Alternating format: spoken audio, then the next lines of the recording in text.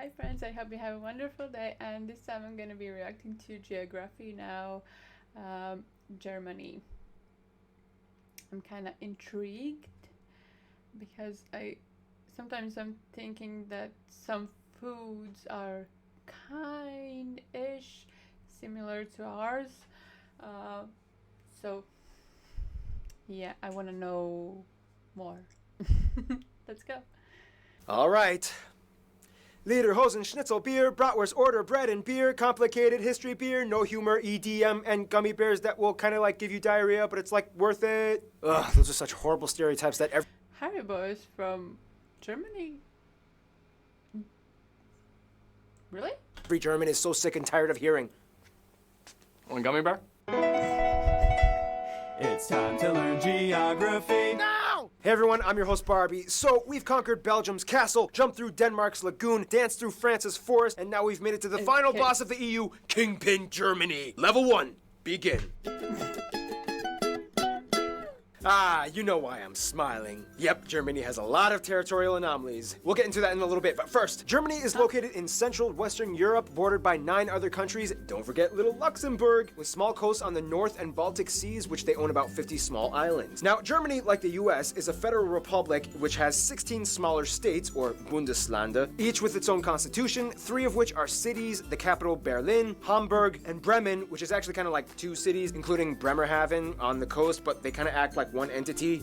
Fun side note, Lower Saxony is actually geographically situated further north than regular Saxony. Now let's jump into the fun stuff. Now, we already discussed the Jungholz Quadrupoint and the Vennbahn railway enclaves with Belgium and Austria. However, there's a few more. The entire town of Bussingen am Hochrhein is surrounded by Switzerland, whereas part of the Konstanz is cut off by the Rhine River and surrounded by Switzerland. However, immediately across the river, a small patch of empty land on the German side actually belongs to Switzerland. Finally, they split the island of Usedom with Poland in the north. Germany is interesting because every state in the country has its own distinct culture, dialect, history, food, traditions. I mean, Bavarians will be quite drastically different from Schleswig-Holsteiners, Mecklenburg-Vorpommern. What are you talking about?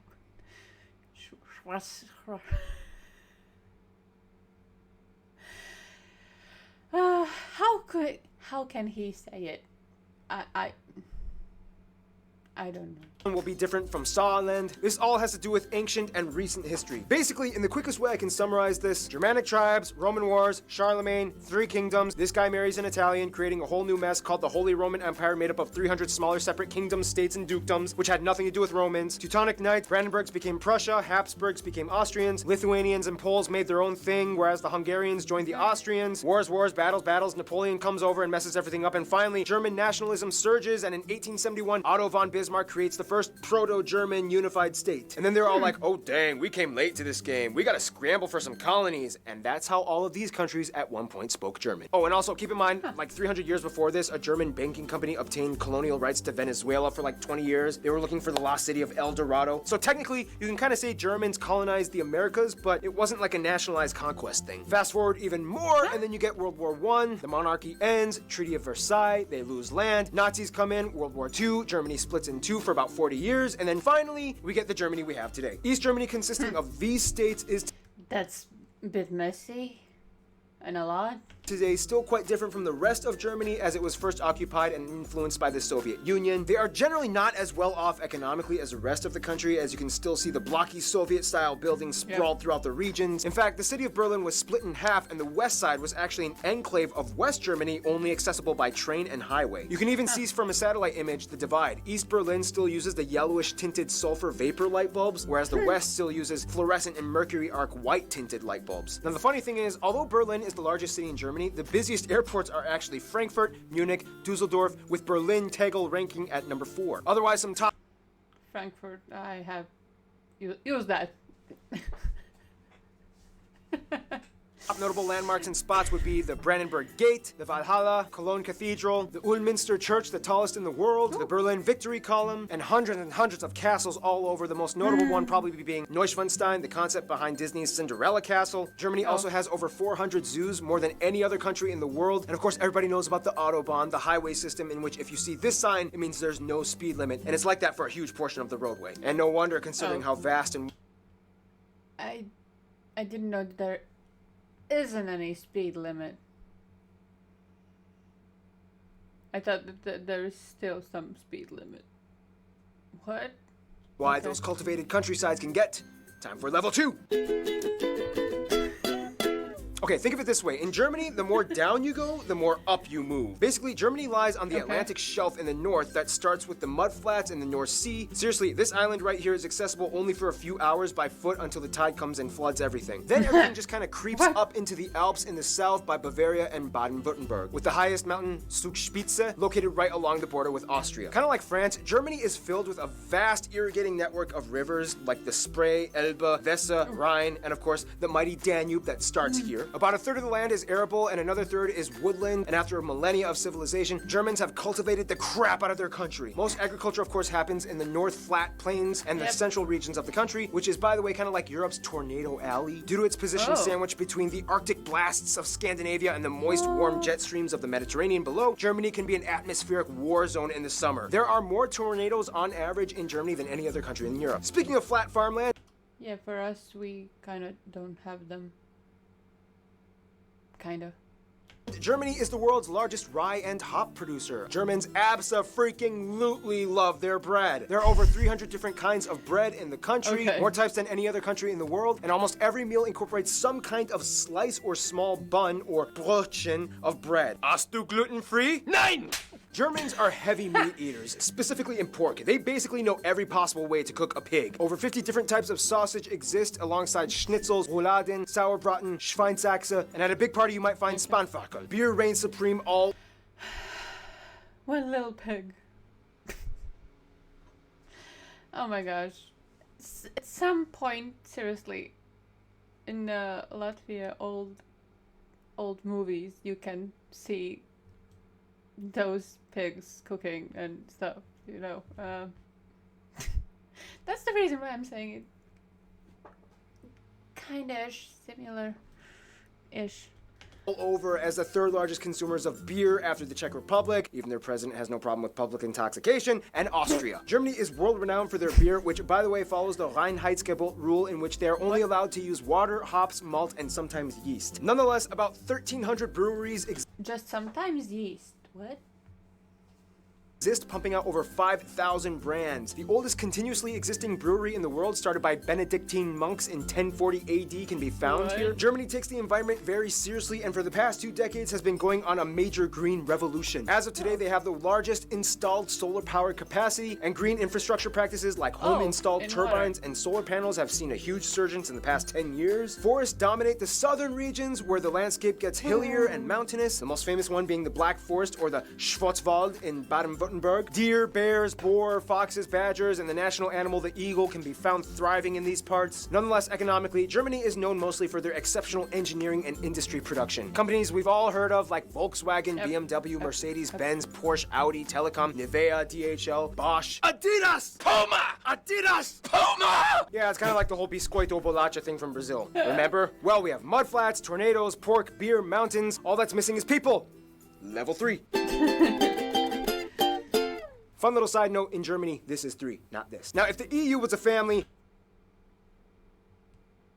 Like, what? And this isn't tree.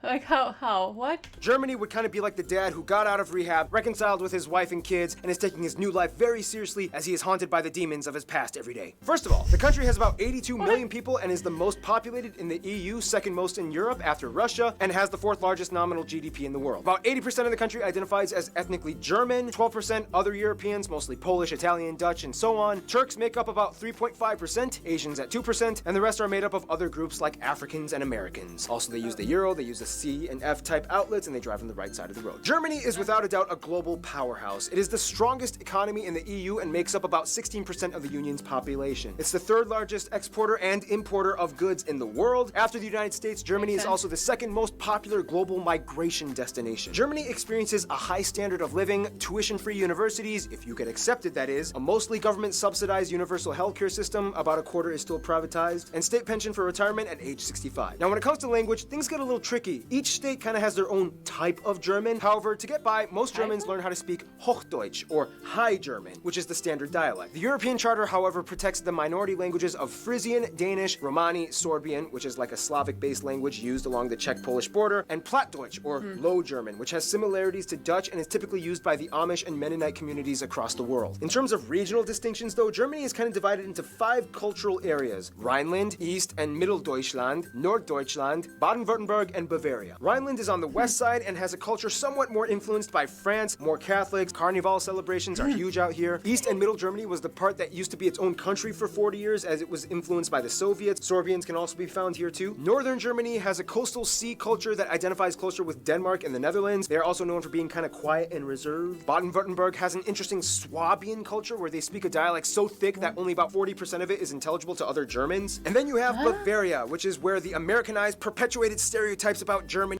Kind of have heard about Bavaria. Bavaria. came from, with lederhosen, dirndls, half-timber, beer houses, and cuckoo clocks. For the record, Germans are sick of those stereotypes. It's like saying all Americans are cowboys with guns and horses. Speaking of stereotypes, some of the stereotypes in Germany include things like Saxons being very indecisive, Berliners are always bragging about themselves, Swabians are stingy, Bavarians drink too much, Hessians talk too much, Holsteiners don't talk enough, and so on. Words differ from regions too. For example, in High German, you would say Auf Wiedersehen, but in Bavarian, you would say Fiat die Gott. In Kölsch, you would say Tschüss, and in Rhineland, you might say Ajus. And there's so many compound words that get really long and complicated, like Rindfleisch-Etikettierungsüberwachungsaufgaben, Übertragungsgesetz. How could you say that? That was one word? Really? This is because many words are mehrtudig, or ambiguous words, that are kind of elongated to give off an extensive meaning. Germans have very vivid imaginations and make up words for everything. Like my favorite word, Backpfeifengesicht. Not this time. By the way, for the record, this letter makes a double S sound. However, spelling reformers have tried to decrease the usage of this letter in recent years, which has led to some protests. Germans also love dubbing everything from foreign media into German. Some like this, some don't, but either way, it's here to stay. About 60% of the country identifies, at least nominally, as Christians, split between Protestants and Catholics. Germany was even the birthplace of the Protestant Reformation, split from the Catholic Church by Martin Luther. Otherwise, the rest are mostly agnostic or irreligious, with a noticeable community of Muslims, mostly from the huge Turkish and Middle Eastern communities, at about 5%, as well as a few Jews, Buddhists, and Hindus rounding up the remainder 1%. To kind of get a feel of what it's like to be German, you kind of have to understand where they've come from. After World War II, they kind of had a lot of work to do. However, it wasn't until the mid-50s and early 60s that the Wirtschaftswunder, or economic wonder, happened, to which almost everybody got to work. Basically, this guy envisioned and implemented a social market economy combined with free market capitalism alongside socialist policies that established fair competition in a welfare state. GDP increased by 80%, investments by 120%, labor forces were utilized to the maximum. Things started to get better. In Germany, all children are corralled into general public schools until age 10, when they are given the option to enroll in 3 different types of middle schools. Gymnasium, geared towards focusing on higher linguistic, mathematic, and science fields for universities. Realschule, a middle ground type of school, and Hauptschule, a school that is geared towards helping kids that seem to show promise in specific vocation or trades. Germany also has the largest music market in the EU and the 3rd in the world after the US and Japan. They love preserving their heritage and culture through music and art. In fact, there are around 130 national orchestras, mostly supported by public money, and artists get a 50% reduction in health insurance through a special type of offer in the legal system. One thing that still kind of supposedly maintains itself in Germany is the mindset of Vergangenheitsbewältigung. Totally butchered that, which kind of translates to a lingering sense of guilt from the past. Germans have reportedly some of the lowest levels of national pride, and unless if you're at a soccer game, chances are you will almost never see anyone holding a German flag or waving it in any kind of like patriotic setting. It's weird, but it's kind of how things are. You monster! They've made great strides to move on from the past. Nazi flags and Mein Kampf are incredibly illegal items to own in Germany, and they even have a rule, the Volksverhetzung, which basically says you cannot talk trash by denying the past atrocities. Some people say this infringes on free speech, others say it's good because it solidifies truth. Otherwise, some notable Germans throughout history include Charlemagne, although he was a Frank, but I guess it kind of counts. Albrecht, Dürer, David Friedrich, Gutenberg, Bach, Beethoven, Karl Benz, Albert Einstein, although Americans would like to claim that he moved to the US and became an American. Johannes Kepler, Johann Wolfgang von Goethe, Friedrich Schiller, Michael Schumacher, Alex von Humboldt, and of course Karl Marx and Friedrich Engels co-founded Marxism. But one thing Germans do best would have to be diplomacy. diplomacy. To this day, the German passport holds the most visa-free nations out of any other country in the world, just beating Sweden. Therefore, you can kind of conclude that Germany kind of knows how to relate to people. Let's find out how in the final round, level 4. Germany knows how to make friends. They have over 220 diplomatic missions abroad and over 350 honorary consuls and have an incredibly high position of authority in the EU. Their closest African friend would probably be Namibia. As a former German colony way back in the 19th century, Namibia held on relations, and to this day, German is still a recognized language in Namibia. Germans have been supporting and sharing ties both economically and ideologically for over a century. India and South Korea are really close friends in Asia. India supported both East and West Germany during the Cold War, and after reunification, they were like, woohoo! Even better! And Germany is to South Korea what Japan is to France. They love to piggyback off of each other's ideas and cultures, especially in the automotive industry. Many South Koreans were sent to Germany after the Korean War to work abroad and study, and Germans have been growing in fascination with visiting South Korea. The US is probably the closest ally outside of the EU. About 30% of Americans claim German heritage, and after World War II, the Marshall Plan allowed the US to give post-war aid to Germany, which helped kickstart the economic recovery. Germany was a key figure in the formation of the State of Israel after World War II, which after the Holocaust left an obligation to invest in the building up of a Jewish community. Turkey is probably the closest Middle Eastern ally, as the Turks make up the largest Asian demographic in Germany, although many of them may or may not also identify as Kurds. But since Kurds don't have a state of their own, they usually go under Turkish passports when immigrating and are documented as such. Their best friends, however, would probably be literally all their neighbors. The thing is, Germany is kind of like Bosnia and Herzegovina, in which by default they kind of get friends based off of the regional alliances. Bavarians get along with Austrians, Baden-Württembergs get along with Switzerland, East Germany has good relations with the Slavic countries, the Rhine states love Belgium, Luxembourg, and France, and the north side loves the Netherlands and Denmark. France, though, is kind of like the trophy wife of Germany, as the two have had an angry start but then eventually fell in love and worked together beautifully. France is like the beautiful, flashy spokesperson for the EU that stands in the spotlight as Germany stands in the background, managing all the money and logistical work. In conclusion, although Germanic peoples have existed for thousands of years, an actual unified German state didn't appear until kind of recently, and the brief time that they've been around, they've kind of gone through some of the most intense, world-revolutionizing historical events possibly imagined. Yet, they've come out working hard and building their way up to become a world superpower. You gotta give it to them. There's something about the Germans. And with that, final boss level complete. Stay tuned. Another African state Germany has ties to, Ghana, is coming up next. Oh my. That's a lot. And the food look delicious, actually.